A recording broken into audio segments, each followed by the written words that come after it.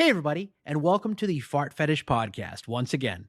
It's that podcast where we seek to find the answers to the what, where, how, and sometimes why of fart fetish, and try to give a nuanced picture of the people that have fetishes.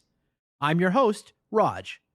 Watch for new episodes every first Friday of the month on fartfetishpodcast.com, as well as most major podcast platforms. You can also support me and the show by checking out the ad-supported erotic fart content on thefartcloset.com. And now I'd like to introduce Nicholas Tanek to the podcast. Nicholas is the host of Your Kinky Friends podcast, creator of YourKinkyFriends.com, and author of books Your Kinky Friends, Chip Black Nail Polish, and The Coolest Way to Kill Yourself. Nicholas shares some of his motivations for all the kink-supportive work that he does. He also talks about some of his own kinks and fetishes, including femdom, cross-dressing, sissification, and chastity. We also talk about how to find kink play partners and what it takes to connect with them. I do want to say I am aware and apologize for the bits of static interference in the audio throughout this interview. I wasn't able to do much to fix it, but thankfully it's not overly prevalent. And with that, let's get into the Fart Fetish Podcast. Thanks very much for being here, Nicholas. Why don't we start with a little bit about yourself and what kink fetish in general looks like for you? Kink is life. It really is. You know, sex and everything like that, but creativity, it's life. It makes me want to go on with the day. You know what I mean? Gives me hope. Connecting with people. And basically, I use kink as sexual expression. Of course, I want to state it by saying that we want to keep things safe, sane, and consensual. But it's basically, for me, kink is just a form of sexual expression. And everyone's different, everyone's unique, and basically people expressing themselves, expressing their feelings, expressing their emotions, they're just expressing their sexuality. I personally think makes the world a better place. And in other words, it continues life, it continues creativity, production, happiness in general. You're you know yourself better than you know other people when you are kinky, I think. And by knowing yourself, that means you could contribute to society and be a better person, a better lover, a better friend, a better father, mother, whatever role you want to play. So that's the way I view kink and sexual expression. So the weirder, the better, as long as it's not hurting anybody, or you know what I mean? As long as it's consensual and legal, it's beautiful, in my opinion. That's the way I look at it. Absolutely. That makes a lot of sense. What we generally talk about specifically fart fetishism here, but you told me you have taboo interests as well. That may not be fart fetishism, but could you talk a little bit about what those are, what that is? Oh, yes, without a doubt. Like I said, I love fetishes and I love kink. So one of my major fetishes is femdom. That also leads to what they call forced cross-dressing and sissification, and also chastity. So I'm a male. I'm heterosexual. So in these times, in this country specifically, there's a lot of toxic masculinity going around, stuff like that. So wearing women's clothing or doing something anything that's not, if you're born a male, society shuns you if you don't act or behave like a typical male or dress like a certain male. Whatever. But I grew up a punk rock kid. Someone tells you to do something, I don't want to do it. Or someone tells me not to do something, I want to do it. You know what I mean? So there's that aspect. But major fetish of mine is the femdom aspect. So it's not like I want to be a woman. I don't. It's not like I want to act like a woman. I don't. I like the connection that I get with a woman who not only finds power and control in their own sexuality, but uses it and almost kind of takes the narrative of gender roles and uses it uses sex to basically find some kind of pleasure for both of us. So therefore, my current situation, my girlfriend, my lover, I love this woman so much. She finds empowerment in when she's empowered, when she plays the role of the mistress, of the key holder. So she locks my cock in a custom made chastity device, right? She dresses me up. I have to wear women's panties, garter belts, stockings, sometimes a corset, under a suit and tie at work. So I go to work every day with a corset, garter belt, stockings, suit and tie, and my cock is locked in chastity. Meanwhile, she just feeds me porn all day long, and it makes me watch it. I have to like do reports, like I get quizzed on it, and this is all to keep me at a heightened sense of arousal. And why is this? Why does she want me to keep me at a heightened sense of arousal? Because as someone who's at a heightened sense of arousal, all I want to do is worship her and make her feel pleasure, make her feel good. My pleasure means nothing. My cock is locked in a chastity cage. So therefore, I feel it makes me a better lover, more passionate lover. My arms, like, you have no idea how comforting it feels, that the human touch, especially after what I've been through.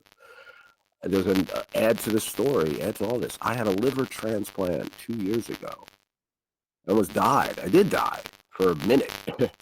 I was in a coma. It was bad. And so that breath of life, right? That made me feel alive again. And every touch feels different. When I drink water, it tastes different. When I eat food, it tastes different. That's why I say the human touch. Everything's amplified, and that's why I love the tactile feel of satin or silk or something like that, because it feels amazing now with my senses, like in tune, or like what's the word I'm looking for? My senses are heightened, that yeah, I want to feel as much pleasure as possible, but therefore I also feel as much pain as possible as well. So there's a balance to that. You know what I mean? I'm sorry to babble, but does that answer your question? Not at all. Absolutely. No, I don't think that was babbling at all. I think it's very interesting too, because I think, you know, I also am a fan of fandom, but not having nearly as much, I think, in person or in reality experience, growing up with the whole Tumblr experience as well. I think there's, for some men who enjoy femdom, a misconception of where the pleasure and service is directed. Like, sure, it feels like, oh, I'm being tormented or whatever, but it's still very self-serving in a way. And the way you're talking about femdom is so much more selfless, I think something that's Yeah, missing from a lot of people's expression of femdom, or their idea it, of it. it's funny that you say that, because there's also the misconception of it. Like, I go into it in the right. I go into femdom with the right intentions. My heart is in the right place. I really, really, it truly is. A lot of people out there, like, they feel that, oh, I don't have to do anything because I'm going to be told what to do. That's kind of true. You don't have to make. That is a comfort. There's a comfort in making your own decisions, but it's like, I think personally, it only works if there's a connection between the two people. You know what I mean? And something, it's everything's a transaction if you think about it. Sure. So the dom, the woman who's doming the sub, she gets out of it too. Many cases it's money. I've been fortunate enough that I'm just friends with these people. Like, I don't have to pay, because I'm in the scene. I don't know if you know anything about me, but I help set up dungeon parties, Oh, that's awesome. Yeah. and I have a show. I have a show called Your Kinky Friends. Go to yourkinkyfriends.com. I've interviewed dominatrixes all over the world, activists, musicians, comedians, artists, you name it. I just like quirky people, interesting people that are very free in their sexual expression. Dominatrixes are a major aspect of it. A lot of people don't realize. A lot of people think it's all for the money. It's all for the money. Sure, money plays a part of it. Money's part of the fetish in some circles, but a lot of it is about connection and empowerment. It doesn't matter like what the setting is. You could if you feel comfortable enough to share your sex and your kink with them, like right now, you and we're talking about it. That is beautiful. Many people don't even have the freedom or the guts to do it, but you do. That is magnificent, you know? So, yeah. I agree. I want to get back to your Kinky Friends, but I want to stay on you for a minute. Do you know when or and about how these aspects of your sexuality started for you? Like how and when they started coming about? Like the femdom, especially, and the sissification, perhaps. I wrote a book kind of about it called Chipped Black Nail Polish. And it's a tribute. It's a true story of my coming of age about the very first love of my life. I grew up a punk rock kid in New Jersey, New York, and I always loved girls at the time as a teenager. I always loved girls who thought for themselves, especially I lived in New Jersey, so there's a lot of toxic masculinity, a lot of jocks, a lot of just bad attitudes. You know what I mean? I'm better than you. Everyone, women are shit. That kind of it's a shitty type vibe. And I always loved women who were just self in control. So growing up a punk rock kid, I hung out with punk rock girls. Punk rock girls. They're very emotional. You know what I mean? Um, and that was very fun. So being dealing with these women and being a part of that scene really helped and create my way of thinking.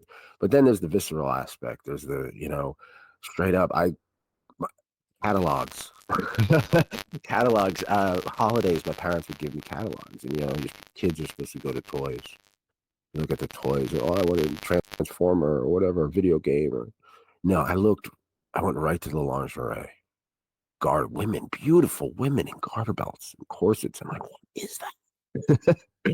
And like every once in a while, eventually I grow up and I'd see women in whether in movies, stuff like that. I saw a movie called Sid and Nancy when I was very young. And there's it's about Sid Vicious and the Sex Pistols and Nancy Spungen. Nancy was a dominatrix, a junkie. And there's a scene in it where there's a man naked hanging from the ceiling. And there's a beautiful woman who kind of looks like Susie and the Banshees. And she's got black hair, black eyeliner, corset, garter belt, stocking, looking wickedly beautiful, deliciously evil. You know what I mean? And she's whipping this guy. And it's supposed to be shocking and be like, oh, punk rock. Here I am thinking, I want to be that guy. I want that woman to I want that woman to take me to the ceiling. You know what I mean? Yeah. That seems fun. So movies played a big role. Like I was obsessed with sex straight up in study hall. I'm in elementary school or middle school. The kids are playing talking about sports and stuff like that. I'm in the encyclopedia looking up the word clitoris. I like I was I was just like that. You know what I mean? I loved women. I had crushes on girls when all the other boys were thinking that, you know, girls are ugly or girls are horrible or whatever. I loved them. I loved it when a girl was my friend, when they hung out with me and they confided in me. It was just it felt good. It felt right. You know what I mean? So therefore, once I got into puberty and stuff like that, I just embraced my love of women. And that's what it is. I love women. I really do. So that's why I'm going out to a murder mystery show at Mischief Manor. It's a BDSM dungeon. We're gonna have a murder mystery party. Should be fun. That sounds awesome. That sounds awesome. And You it's filled with beautiful, sexy, kinky women. That's the best. Yeah, exactly. Oh, you talked a bit about the themes and like the type of play you enjoy. Is there any more you could expand on that? You talked a bit about uh, I can't think of a good word for it, but getting the horny text while you're in chastity, the pornography, and needing to do a report on it. What other aspects of that kind of play into your sexuality or sexual expression? A lot of it, like I said, a lot of it deals with control. So and it's also fantasy and pushing the fantasy. So a lot of it's talking of this sissy femdom narrative that never really truly comes into hardcore existence. Now, trust me, I know people who live this life 24/7, and even they don't 100% live it 24/7. They live it as much as possible, and that's considered 24/7. So let's take this: what's said in bed in the midst of passion versus what really happens in real life. Sure. So the narrative, basically, the narrative is somewhat like I don't want to say kidnapping narrative, a consensual, obviously kidnapping Sure. narrative. of a woman taking a man. Sometimes the man is very egotistical, very arrogant, narcissistic, and needs to be broken down. So there's the narrative where in the beginning I'm very bratty, very, aloof, or just snarky and stuff like that. And then through sex and through control, I am broken down. And I am basically turned into a simp. And this is all consensual and, um, in a controlled, place with friends and trustworthy people. So there's that narrative, but then there's also the narrative of like, oh, this is your life now. I'm throwing away your panties. You don't have control over your cock. I own it. We're gonna get you fitted. We're gonna commit. We're gonna get you fitted for a custom-made cage, and I'm gonna hold this key around my neck. And it's yours, and you can never touch yourself or ever come without me controlling you. So and basically, this is your life now. This is your life now. You will wear panties constantly. No more male panties. And you will do what I say because you cannot control yourself. That's the main narrative, is that you can't control yourself. I'm controlling you. You're such a horny mess. You can't control yourself. I'm controlling you. And therefore, the person, since I'm controlling you, I'm a horny mess too. I'm a wicked horny person. Therefore, I want to do things to you. So that's her narrative, so to speak. Obviously, I'm speaking through her eyes, with my tone, which is kind of funny, but still, you get the gist, I hope. Absolutely. No, absolutely. Absolutely. I mean, I definitely enjoy that type of paradigm as well. I've enjoyed the idea of like the world is essentially female run instead, and the kind of impacts of that is definitely things I enjoy. And of course, it's an exaggerated sissy, like the narrative, like, so I'm not into humiliation, right? A lot of the chastity, femdom stuff is humiliate. You're useless. You're a useless sissy slut. You're pathetic little dick. That's not true for me. I am very fortunate to have a big cock, and I'm fortunate enough to have relations with women who enjoy it and who want to. So, like, the narrative is, this is mine. You can't control yourself. And I'm going to take it out to please me when I want to. And meanwhile, you're going to be a simpering mess of a human being who's constantly horny, who wants to do nothing but please me. And that's the whole, the narrative of it. So, but it's with me in my specific case, I'm very different because humiliation doesn't play a role necessarily. It's not mean spirited. It's more, there's a comforting aspect to it. There's the mean spirited aspect, like, yeah, I want to, like, she wants to control me, but it's also, she wants to keep me well because I'm her cunnilingus slave, and you need to keep your cunnilingus slave fit. That's very important. Absolutely. No, that makes total sense. That makes total sense. Well, and it's clear the way you look at kink and fetish, the way you express it as well. It seems very intertwined and combined. Do you find there's any like kinks and fetishes that you have or enjoy that don't work so well combined with this whole mixture of things or mixture of themes? Oh, without a doubt. Yeah. Totally. I'm a switch, right? I'm a switch. And the woman I'm with now, she's a switch as well. So I can't be locked in chastity 24/7. Sometimes I have to throw this woman around the room. You know what I mean? I have to, grab her neck and be like, I'm gonna fuck you. You're mine. I own you. You're not allowed to come. You're not allowed to come unless you beg me to. No. Yeah. You have to beg me to come. Like, so I have to switch it. So it takes a certain kind of connection with somebody to be like that and to act like that, and then tie her up all the same time while I'm wearing panties. You know what I mean? It's like, so you really have to you have to be in the moment. You have to be present and have that connection with somebody.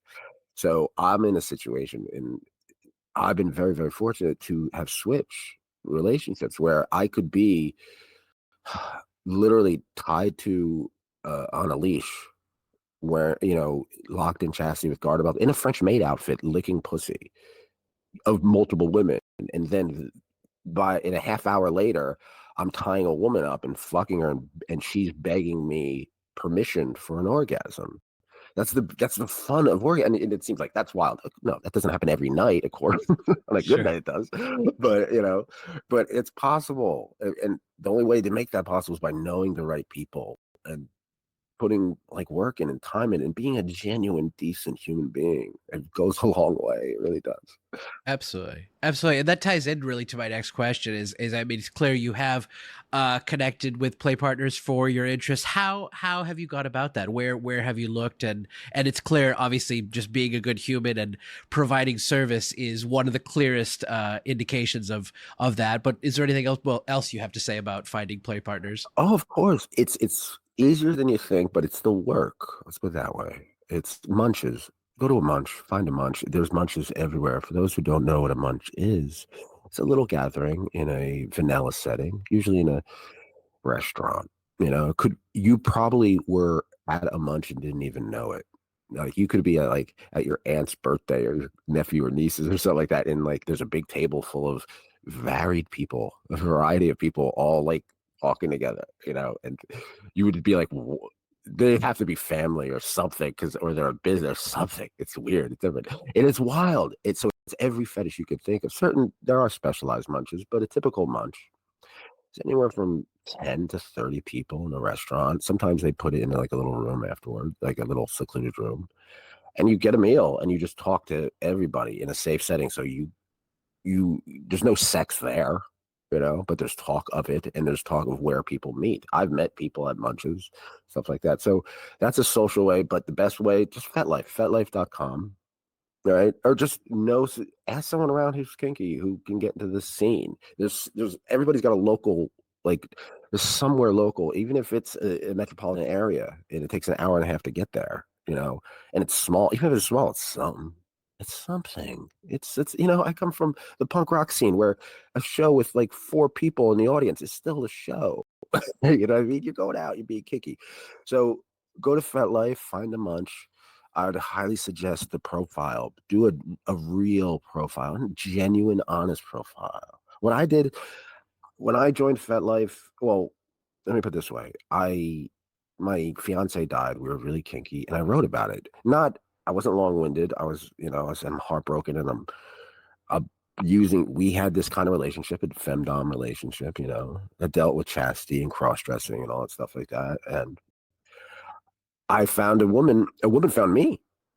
Her name was Miss Melissa, and that connected us. That inspired me to write a book called "The Coolest Way to Kill Yourself," which is a tribute to my fiance who died before, like 10 years ago. And so I wrote this book called "The Coolest Way to Kill Yourself," which got me deeper into the scene, which made me appreciate the scene more. And then, in turns, I wrote a book called Your Kinky Friends, which is a celebration of the scene because I love the scene so much. And the scene really saved my life. It got me out of depression. It got me out of addiction. I was in really bad shape. And I found communication and salvation through just the community and the kink community. And then to promote the book, Your Kinky Friends, I started interviewing people because all these authors. After 50 Shades of Grey came out, all these authors were indie authors were putting out these books that were horrible, that didn't really represent the kink scene. They were unsafe. They weren't consensual. They were horrible fantasies. And there's nothing wrong with fantasies. I love them. But they were saying that, like, this is the real deal. I'm like, really? This is the real deal? I know all these people I know were in the real deal say that it's not.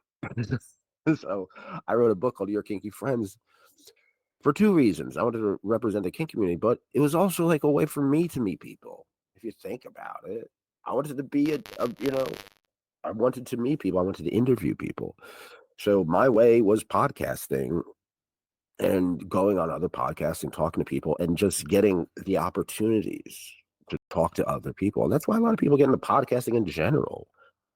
Comedians, they interview other people to get other opportunities, to get more gigs and to, stuff like that. Same thing with the kink community. It's the same thing. Just like business.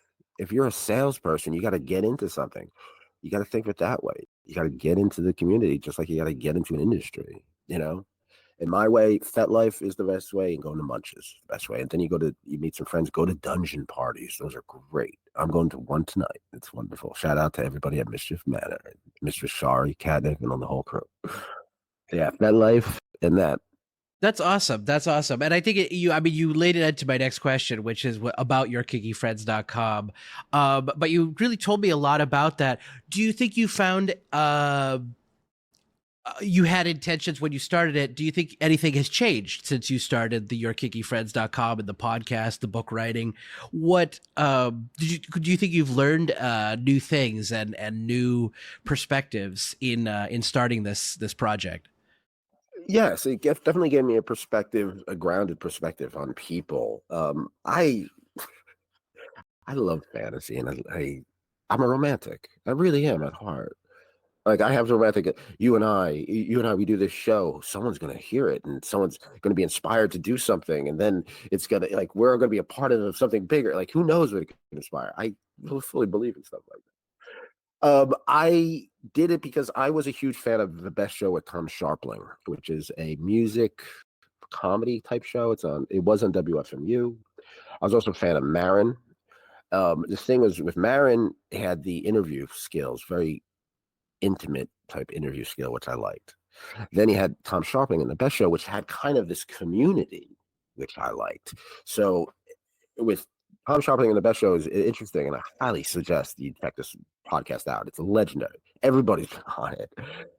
So it's music. So you have bands like Kurt Vile, Amy Mann, the OCs and stuff like that play live. Then you have comedians like Zach Galifianakis, Mark Maron coming in. John Worster from Superchunk. They have amazing bits and stuff like that. Then you have fictional people calling in from a fictional New Jersey town called Newbridge, New Jersey. So it's that sense of community. And so I go to concerts and I start going to places. Real music heads and real comedy heads know who The Best Show is. And it's like, if it's like let me rephrase that. I don't mean real comedy heads. I mean, like, when you're in the know, you feel special. You feel like, because not everybody knows about it. That's the way I wanted to make Your Kinky Friends feel. I wanted people to feel comfortable in their own kinks, because my kink is weird. You know what I mean? It's harmless. It doesn't hurt anybody. Obviously, if anything, I think it helps people. It helps women be empowered, and it helps men understand, gives them perspective and respect for women. At least that's what I like to think. But where was I? I'm sorry. No, not at all. No. Oh, so it blew up into something that was way bigger. I wanted it, like, that was the dreaming, to be something bigger. But here's another thing. I'm not really doing this for the money. I don't want to be the next Mark Maron or the next Joe Rogan. I want to be Nicholas Tanek. I really do. I'm happy with myself. I want to be my own. So one thing I do love is this lo-fi punk rock style. I love the independent spirit, the heart of the independent content creator, the independent author, musician, something like that. You can know it's a little messed up. It's not mastered perfectly. There's not tons of money behind it. It's not, but no, it captures a moment. That's what I'm doing for. It's capturing a moment. Because that's all it is. Life is a series of moments. You can polish it up and and make it look nice. That's great. That's wonderful. But at essence, what my interviews are, they're the raw, there's a raw moment. And so you get the real reaction. You get me, I'm all messed up. I was going through a liver transplant during my interviews. I look like Gollum of Lord of the Rings in certain times. My face was all sunken in, all bad. Oh, it was bad. People are like, "Are you okay?" And I'm like, "What's the most brutal CBT thing you've ever done to a cock and ball?" So, it's just, I don't know. So it really grew up into something. So it's something that I never knew, and then the friendships began to grow. Nico Noir is a very, very close friend of mine, who I do a show with. I'm doing a show with called Gab, Good at Being Bad, which is kind of like a web magazine for kinky people. It's all pre-recorded stuff, whereas Your Kinky Friends is all live. Your Kinky Friends are live videos, interviews, guerrilla style. No intro, no sound effects, no editing. It's great. It is what it is. There's no snippets. There's no animation. None of that garbage. It's just it's raw and it's easy. It's easy to do. It's easy, but it's not. It's work. I do detailed research on every person. I don't do generic questions. I want to get to know the people. I want the listener, the viewer, to feel like this is what I want. I want the listener, the viewer, to come in like they just came in a conversation they wanted to be a part of this whole time, and it's filled with sex, drugs, and film, and theater, and comedy, and in this crazy world, we could find some kind of inspiration because we're not alone. That's what I'm trying to go for with this podcast, and yeah, you know what I mean. So it's the friendships, Nico Noir and Mr. Shari, Mischief Manor. Um, I started after the liver transplant because of the podcast, because of the people, and because of me interviewing people. I started going out to the scene more, started promoting people, started helping out with projects. I went to I helped with Sissy Charm School, which is at the Manor. Cherry C. Bombs from Conversations with Crossdressers podcast, which is a podcast I found, got together with her, had them involved in the Manor. I bought a bunch of other podcasts involved. I love getting people together. I love, turning someone on to some new thing, some new fetish, some new kind of lingerie, some new porn, some new platform. You know what I mean? It's the new album out by blah, blah, blah is out. You should check it out. You know what I mean? I Absolutely. love that. I'm that guy, and important, and the important being that guy is having good inventory, having good taste. So therefore, I have a whole slew of dominatrixes and activists and artists and quirky, weird people. So that's what my goal was, and that's what happened. Um, I I have these deep friendships now that I've never had, and not only that, but they have friendships with other people that they never thought they'd have. And here's like the cherry on top of it. Nico Noir. I mentioned that name before, right? She's Mhm. beautiful, blonde hair, blue eyes, dominatrix, Russian. She's in America. She's American. She's in Texas. She did my show. Does my show a lot. She's my co-host in some shows. And a sub found her, bought her a house because of my show. Yeah. But put the down payment for a mortgage on a house, which is a lot, you know what I mean? Yeah. But still, it's like stuff like that changes people's lives. I look back at me having a fetish, feeling so alone, feeling helpless, and feeling like even if no matter how much money I make, no matter what I accomplish, I'll feel alone because I never expressed that fetish inside of me. I was like, fuck that. I'm not living that way. No.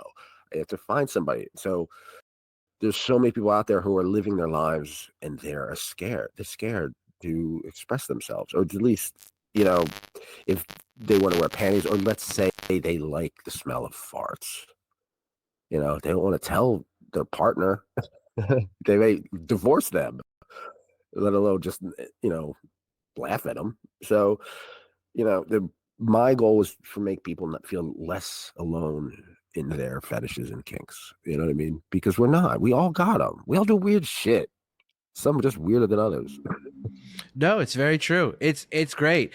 And it's clear. I feel like this is my assumption, and correct me if I'm wrong, but it seems like you're you try to mix as much of you into the vanilla life as possible. That is to say, like your kink and fetish life is a large part of who you are and what you try to bring Yes, to. it has definitely become a part of my character, my personality. When people think of me, Nicholas Tanek, even before I started publishing books and started podcasting and stuff like that, they're always like, oh, he's talking about sex, you know. So and it's not everybody wants to talk about sex, but the people who want to talk about sex want to have an open and honest and just a genuine conversation about it. You know what I mean? Like sex, they want to learn from it. They want to feel something. And for those who want to talk about sex, let's talk about sex. You know what I mean? Let's do it in an honest, consensual way. That could be informative and that could be very stimulating mentally and physically, even. You know what I mean? Absolutely. I agree with you. I'm definitely of the same mind. Like I do see people who are like, oh, it's a fetish. We don't need to talk about it. This, that, or Yeah. like certain settings. But I am of your mind as well, of like, this is just me. And I kind of want to be expressing this and talking about this as freely and openly and as constantly as is appropriate. Not try to push anyone's consent or boundaries, but just like, this is me.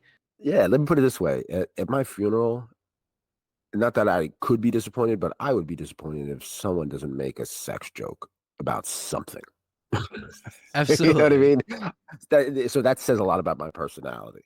For sure, for sure. Well, and it's clear you've talked. You've made it clear through your experience. You've talked here that you do enjoy. It's my next question. Do you enjoy having kinks and fetishes? You do. That's wildly clear. Like, what do you feel about them more broadly? What makes you enjoy having them? Do you feel like there's something that certain fetishes give you that other kinks might not in ways? Yeah, balance. I think a lot of people, and it's the same old tale. It's been going on. I think it's since dominatrixes and prostitutes started. There's the very successful, strong male who, in real life, vanilla world, he's bossing people around. He's responsible. He has to make money. He has to protect. He has to do things. A lot of stress. A lot of decisions that had to be made. Well, there's this one woman who this person can go to, and they never have to make a decision. They're told what to do, when to say, when to do it. And even if they don't like it, they'll still do it and they'll love doing it. They can learn to like it. So there's that. That's awesome. That's awesome. I am coming to the end of my scripted questions, but I did want to like give you an opportunity. Is there anything you wanted to add or ask before I get to my last question? If someone is kinky out there, you know, support them. It's okay. If they're like, even if it's not your kink, that's fine. That's the beauty of it. There's so many kinks out there, and I've talked to so many people around the world. There's always a kink for something, and there's always going to be a kink for it. Like the most mundane things, making copies on your Xerox. I'm sure there's someone masturbating to that. That's how weird it is. It's like like Xerox pressing collate. Oh yes, collate. It's like it's so ridiculous, but it's true. Good, good. Look, life is life is chaos.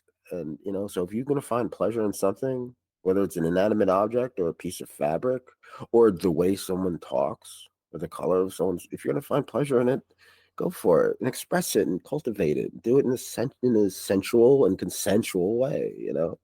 That's what I'd like to say. And also buy my books, Your Kinky Friends, Chip Black Nail Polish, and The Coolest Way to Kill Yourself. They're all books about tributes. I didn't write them to make money. I didn't write them to, hustle. I wrote them they're deep books.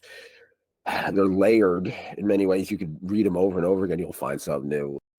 I like to think they're funny. They're extremely honest and emotional. They're true stories of people in the kink scene. They deal with a lot of hard drugs, a lot of kinky sex, and an endless amount of music references. That's awesome. That's awesome. Yeah, I too encourage all listeners to go to yourkinkyfriends.com, check out the books, the podcast. It's all amazing. My last question for you is what are your thoughts on the future of BDSM, kink, fetish, and whether that be for just yourself or the larger kink community?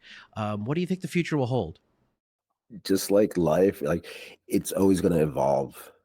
It's always going to evolve, and if you're not doing it, someone's gonna.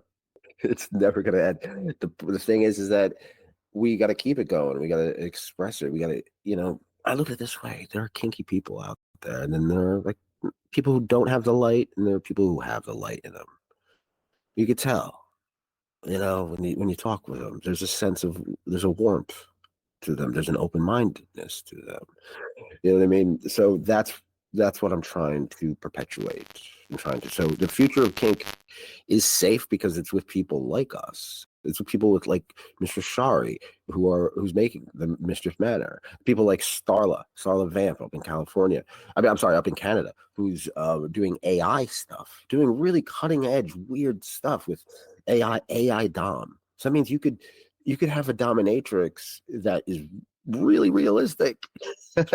You could basically, do you have control? Do you control the dominatrix, the fake dominatrix who controls you? It's always evolving. Just like when it comes to BDSM and kink, I look at porn as and kink as something. It all goes back to loneliness and connection. I had this fetish for femdom and sissies and cross dressing and all that stuff, specifically femdom. I couldn't find it in regular porn. I couldn't find it in movies. I had to really, really seek it out. And before the internet, there was just porn and magazines. For some reason, you always found porn in the woods. People would hide porn in the woods. But then, even when the internet started coming, there were only certain people who were doing stuff like this. Starla Vamp was one of them from Femdom Bride, who's a very good friend of mine now. So 20 years ago, I'm looking at these videos, and these are Femdom Bride. I don't know if you are familiar with this, but it's like the first reality show porn. It was a woman who just got married, put the put her husband in chastity, dressed. He was a cross dresser, so he made him basically her maid and her sissy, and he would be in chastity and basically wait on her hand and foot and be her sex slave. And she'd bring men and women over, 'cause she was a professional dominatrix, and they'd make content together. And this was something you couldn't see. You didn't see. There weren't people weren't making movies about it. It wasn't as popular as it is now. People with fetishes now, they have it very lucky compared to they have just 10 years ago. If yeah, and even now 20 years ago, even that. Before FetLife, it was a much more lonely place. You know what I mean? So it's constantly evolving. It's constantly evolving, just like life. It's constantly evolving. It's constantly adapting. It's constantly changing. And there's always going to be someone. And even when you get kind of bored or you're not feeling it, or you're ill, maybe you're just not feeling kinky or horny, there's someone out there who is. And I think that is inspiring. I think that is really cool. And that's what's going to keep it going. Absolutely. No, I think that is the best. That is the best. And it's a great message to leave us off on. Nicholas, I cannot thank you enough for taking this time and talking with us. You've really given a great insight to you and really kink and BDSM and fetish on a grander scale. So I really appreciate you taking the time. Thank you. Thank you very much. And thank you for doing this. Yeah. I was telling people, yeah, I'm doing the Fart Fetish Podcast. They're like, what? Like, yeah, no. And this is the thing. So thank you, Raj. Thank you for doing, because you're doing it. You're not doing nothing, and that's important. You're doing something. You're taking initiative. You're having fun. You're exploring, and that is beautiful. That's all. That's what we do. That's life, man. That's kink. It You got the is. fire in you. But Beautiful thanks. thing, man. Thanks. I appreciate that. And I share your ideation of too, of like, trying to increase my community service in hosting a show like this. So yeah, I definitely love it. I love it. Shout out to Ezra from Ask Ezra. Yeah, he kind of hooked us up. So shout out to Ezra. Very true. Very true.